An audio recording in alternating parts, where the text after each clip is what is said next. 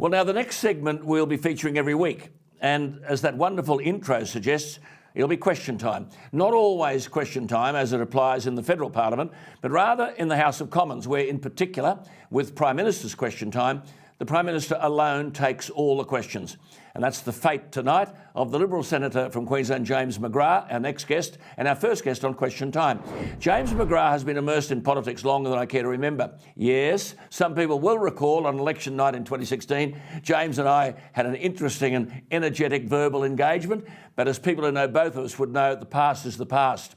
James McGrath has outstanding knowledge of the Liberal Party across the country, and that is why he's our first guest on Question Time to try and assess where things stand now, 2 weeks out, and address some significant issues. Before we get to that, James is also, I must tell you, the Deputy Government Whip in the Senate, but importantly, the Chairman of the Joint Standing Committee on Electoral Matters. Now, pre-polling begins on Monday. Let's bring in James from Brisbane, where he's at Liberal National Party headquarters, born in Toowoomba, lives in Warwick. James, thank you for your time. Look, looking back, that was quite a sparring night in 2016.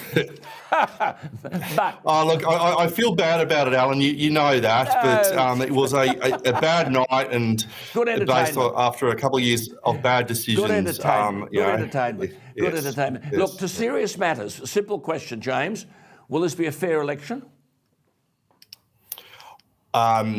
I don't think it is going to be a fair election from the perspective of the Liberal National Party in terms of the challenges from the populist right and the left and the broadstream media. So we're up against it. We're sort of almost like Robinson Crusoe by ourselves, fighting for our values and our beliefs. So from that perspective, no, it's not going to be a fair election. Well, what about pre-polling? There are specific rules pre-polling.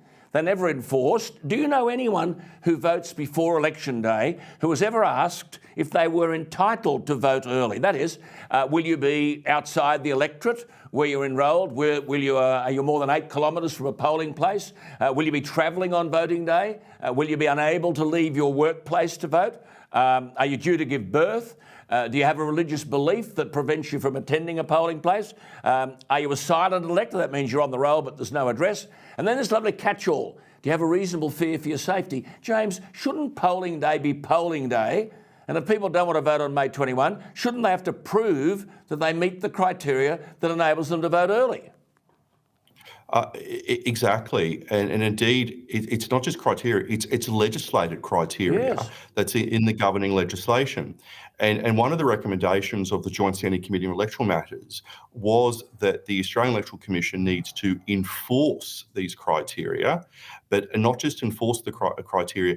As part of their advertising campaign, the AEST do spend a lot of money on the pre-election advertising, remind people that they cannot pre-poll vote unless they meet those criteria. But you're correct. No one's ever asked those questions. They just hand it over the ballot paper. Unbelievable.